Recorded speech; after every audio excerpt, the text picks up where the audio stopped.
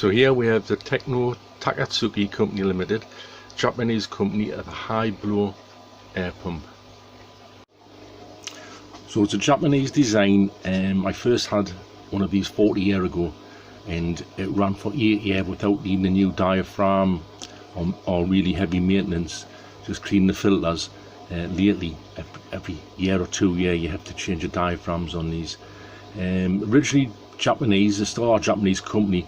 This particular one is made in the Philippines, and I'm sure they're made in Taiwan as well.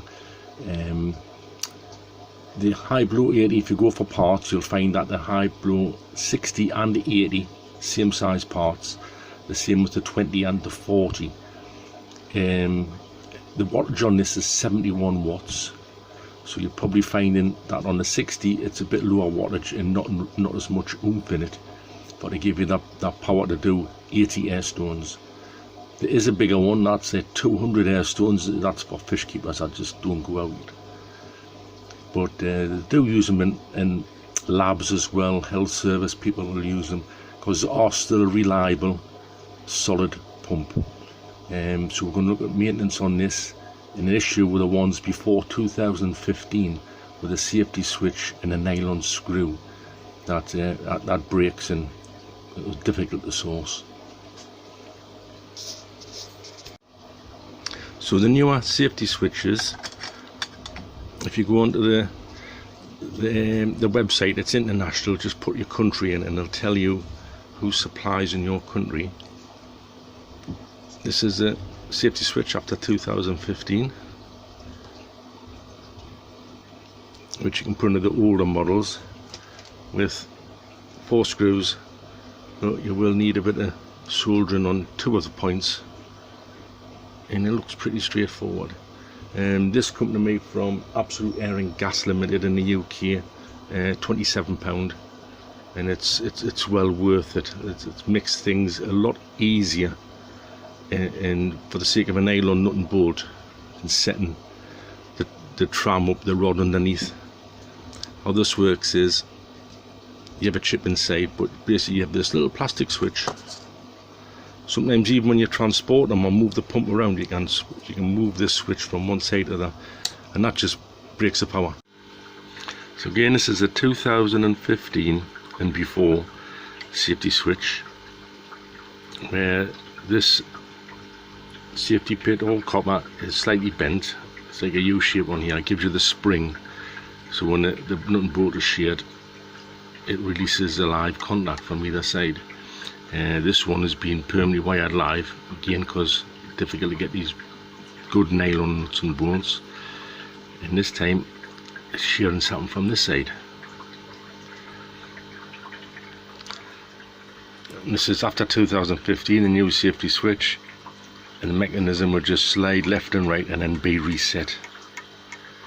So it's a much better idea. And the rod that travels in the compressor will just hit the center part, flick it on and off.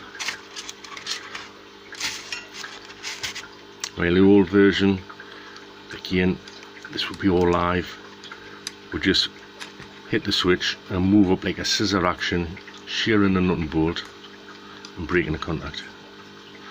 So new one is a much better and safer and easier one to maintain.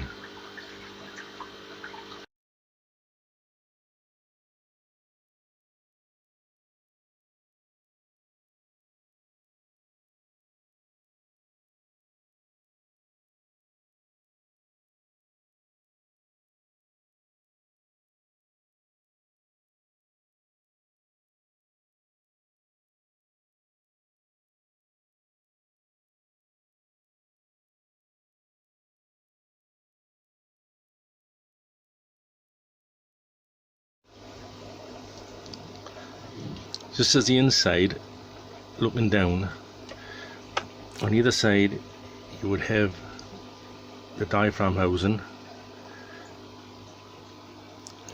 There's the parts that regular won't change, and the diaphragms, which look like that, they just sit inside.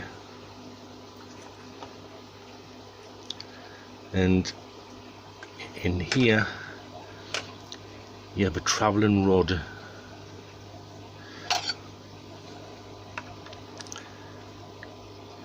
which just goes back and forwards, pushing each diaphragm in and out and creating your airflow, your compressed air. Now on the travelling rod you have a notch here and a notch on that side there. Travels back and forwards like an aluminum shuttle. Yeah, I'll just think there's a piston but with a diaphragm at each end. Now as the diaphragm get old and tired, I mean this one's a good one, you'll find, well you won't find, you'll hear it getting noisier. You will see maybe some white lines like a crescent moon or a half circle, and once one of the diaphragms break, the rod is no longer travelling in a straight line back and forwards, but it wobbles, and the wobble hits these rails, these rods here, which you see that you think they're loose but they're not, they're designed to be loose. The rods catch them, up they come, and they shear your nylon nut and bolt on the safety screw. This particular one you see with the nut on the end, if you can make out the nut, it's not a collet, it's a nut. You get them off eBay, Amazon, from China. I think they're probably plastic and they don't take up to the heat because these get quite hot. You need a nylon nut and bolt, like from the manufacturers. I got one sent out about 4 years ago, and they're not cheap. I think it was about £7. And there's one here, and it's a collet. It's not a nut on these, they're a collet that push over. But when you buy the kit you tend to get one. So if you don't line up this rod, and if you switch on, it connects straight away with the safety switch and bumps that, then that's your nylon pin broke straight away. And I've tried buying these individually, they're quite hard to buy individually for the sake of a switch. But after 2015 that system's now obsolete. There's a new type of safety switch in them which we're going to put onto here, because quite a few people just throw these pumps away for the sake of this copper contact here. But now you can get a safety switch which integrates into the older models, and we're just going to change this out.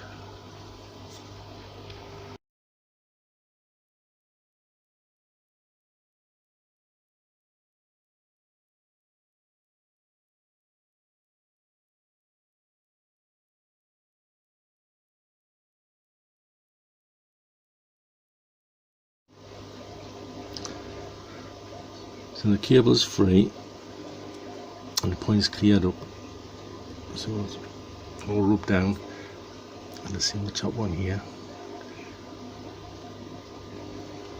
Let's bring this through. It's an old switch. Normally we just lift up, but this one's going to be in the way.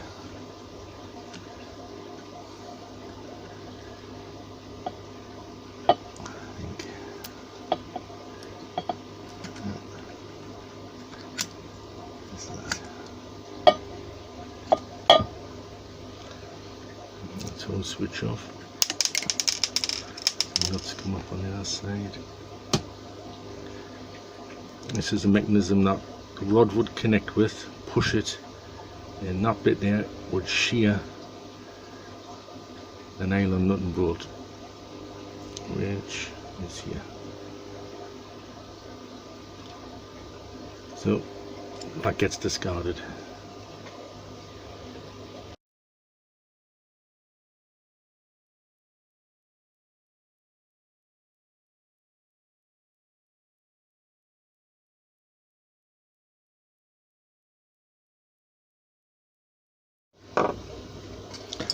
So I thought maybe needing the nuts and bolts spring washer from the old one, but to get this put back together. But no, the 4 screws that it comes supplied with, you tap in to the new safety switch.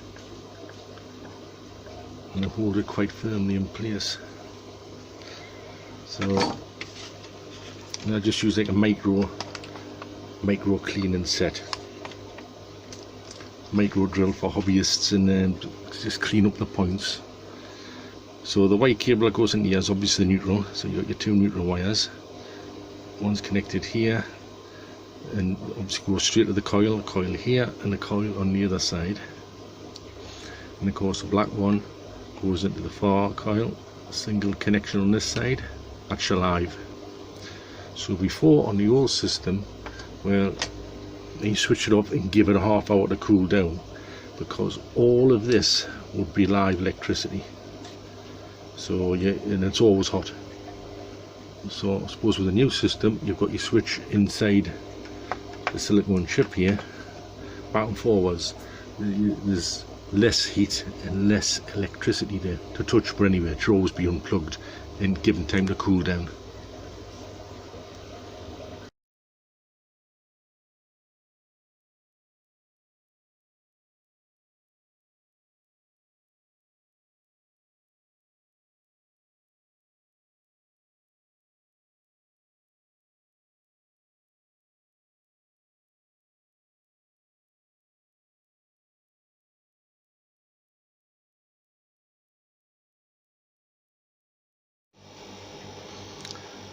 So having cleaned and cut out the old wire on the neutral here,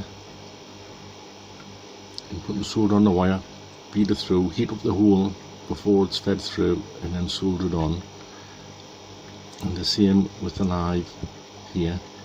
You've got the safety switch installed, 4 screws securing it in, and before the cable fed through here. Too short for it to fit, but you do have little locks here for to keep the cable tidy and away from the heat of the magnets. So this is a switch that will go back and forwards.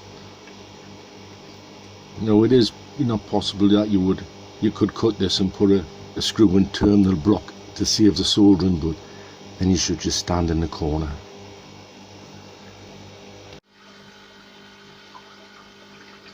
It's a new switch fitted.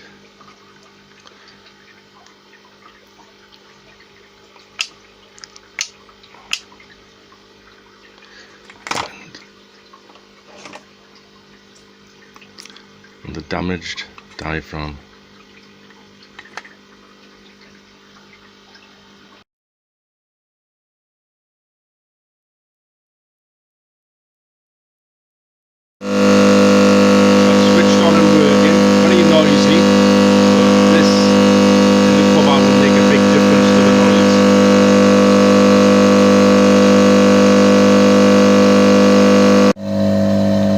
That's it up and running.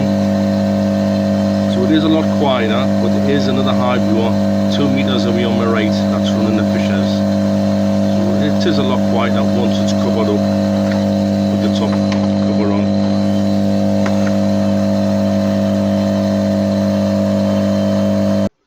You will notice some burr being raked up from the white plastic H safety switch. After 10 diaphragm changes, the near side magnet is not keeping the travelling rod central. This can connect to the guide rails and switch the power off. I took a small file and removed a few millimeters from the near wheel tracks and added a chamfer at both ends. Do not alter the center bar of the H. This is what the travelling rod will connect with when the diaphragm becomes stretched or torn, breaking the circuit and protecting the unit.